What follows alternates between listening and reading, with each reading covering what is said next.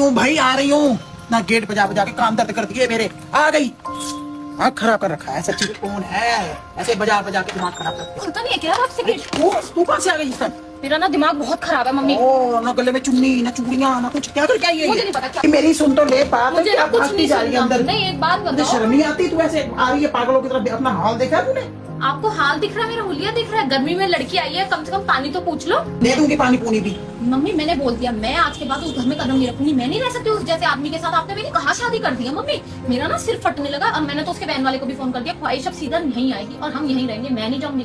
मेरा जो भी सामान है ना इस हफ्ते के अंदर अंदर लेके आना, बस। मुझे नहीं पता, मेरा दिमाग खराब हो इतना गया। बड़ा डिसीजन लेने से पहले तूने मुझसे या पापा से पूछा है? और दूसरी बात, जब तेरी हमने सगाई करी थी तब तो तूने बड़ी गप्पे मारी, तब तो तू घूमने भी चली गई उसके साथ, तब तो तू बड़ी तारीफें करती थी, आदमी बड़ा अच्छा है मेरा। और अब तेरी शादी को कितना टाइम हो गया और उसके बाद कभी शिकायत नहीं मिली? ससुराल बहुत अच्छी है और वन सवल्ले तूने कपड़े पहने, वन सवल्ले तूने ऐसे करी, कोई खाने की कमी नहीं, पहनने की कमी नहीं, कुछ रोक टोक नहीं। ऐसा कैसे अपा मच गया ये हाल करके तू मेरे घर में मुंह उठा के आ गई? मैं भी कह रही कोई रोक टोक नहीं है, कोई मेरे ससुराल में कमी नहीं है, कोई मेरे सास ससुर में कमी नहीं है। मेरे को दिक्कत है बस मेरे आदमी से। क्या दिक्कत है? ना मेरी कोई बात सुनता, जैसे मैं चाहती हूँ वैसे नहीं रहता। वो कोई डमरू नहीं है कि तू डमरू बजाएगी तेरे हिसाब से। मर्द है वो, मर्दों की जिंदगी अपनी होती है थोड़ी सी। तो मम्मी मैं क्या हूँ फिर? मैं उसके क्या कठपुतली हूँ? जब वो कहेगा मैं वैसे करूँ। जो लेडीज होती है उसको थोड़ा बहुत समझौता करना पड़ता है, ऐसे नहीं होता है। मेरे से समझौते नहीं होते। मैं समझौता क्यों करूँ?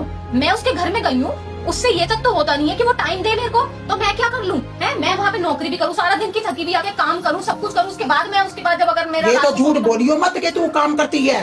सवेरे 7 बजे तू निकलती है और 3 बजे तू घर पहुंचती है। कौन से काम रह जाते हैं? तेरी सास अकेली पिसती रहती है और उसने मेड रखी हुई है पूरी। किसको झूठ बोल के दिखा रही है? अपनी माँ को। तेरी माँ तेरा आईना है। मैं वो उन माओं में से नहीं हूँ जो अपनी लड़कियों के घर बर्बाद करती हैं और शह देती हैं। जैसे आइए ऐसे उल्टे पैर भगाऊंगी, पानी भी नहीं दूंगी। उठा अपना सामान और निकल। मेरा घर नहीं, अब नहीं। आप आने दो डैडी को, मैं उनसे बात करती हूँ। डैडी का डिसीजन भी मेरा ही होगा, जो मैं कहूंगी वही होगा इस घर में। मैं अपनी लड़की को अपने घर में ब्याही हुई और बच्चे की माँ को अपने घर में नहीं रखूंगी। आप मेरे को उस आदमी के साथ कैसे बांध सकते हो? मैं अब वो उस आदमी हो गया जब तक वो तेरे को घुमाता फिराता, मुझे करवाता है, खर्चे करता है। तो करेगा नहीं, शादी करिए, कोई भाग नहीं। फिर कैसे वो बन गया गलत आदमी? थोड़ी बहुत तो मियां बीबी की नोक झोंक होती रहती है। इसका मतलब ये होता है कि मुंह उठा के माँ के घर आ जाओ। माँ ने क्या ठेके उठा रखे सारी जिंदगी के?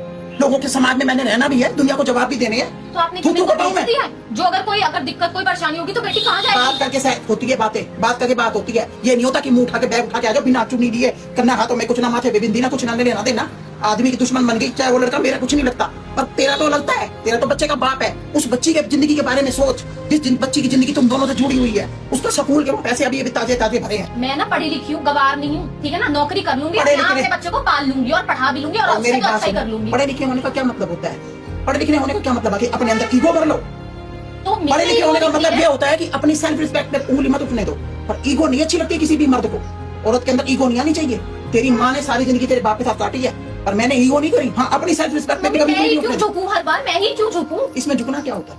पति पत्नी एक कमरे में रह रहे हो, वो कभी वो बनाता है, कभी तू बनाती है, कभी तू झुक जा, कभी वो झुक गया, बस। क्या हो गया? 100 बार झुकती हूँ ना तो उसमें से वो बंदा 50 बार भी नहीं झुकता, वो झुकता होगा 40 बार। तो 40 बार तो झुकता है। वो मर्द भी होते हैं जो छित्तर मार के घर से निकाल देते हैं। तू तो खुद घर छोड़ के आ गई, भरी थाली को मार के लात आई है तू वहां से। गहनों में उन्होंने लदा रखा है तेरे को, अच्छे से अच्छा कपड़ा तू पहन के हर महफिल में तू सजी पड़ी होती है। पार्लर में तुझे मना नहीं, कहीं आने जाने की तुझे मना नहीं, स्कूटियों में तू ऐश कर रही है, मोजो गाड़ियों में तू घूम रही है। और क्या चाहती है दुनिया में तू? तेरे तलवे चाटे पैर के नीचे बैठ के वो मेरे घर से निकलने, मेरे घर में जगह नहीं, अपना बोरी बिस्तर उठाओ, निकलो यहाँ से। ऐसी माँ नहीं हो मैं जो लड़की को शायद उछलती फिरती आई है मेरे घर में। तू एक दिन नहीं रखूंगी, चाहे मेरा बेटा नहीं है तब भी नहीं रखूंगी। अगर मेरा लड़का नहीं है ना, दो मेरी बेटियां, मैं तब भी नहीं रखूंगी तुझे। बहू बेटियों वाले घर में ऐसे काम नहीं होते। वो माएँ और होंगी जो गंदे संस्कार देती हैं अपनी बेटियों को, वो मेरे बस की नहीं है। मैंने लड़की का घर बसाना है, उजाड़ना नहीं है। तमीज से रहियो वहां पर। और उसको दामाद को भी समझाऊंगी कि वो भी तेरी इज्जत करेगा पूरी की पूरी। उससे भी बात करूंगी आज मैं, या तो मैं उसको बुलाऊंगी या मैं उससे फोन पे बात करूंगा। पर मुझे तमाशा नहीं बनाना, घर नहीं खराब करना, ना मुझे बच्चे की जिंदगी खराब करनी। बच्चा वही रहेगा, नहीं पढ़ेगा। ये मेरा लाभ डिसीजन है, निकल ले मेरे।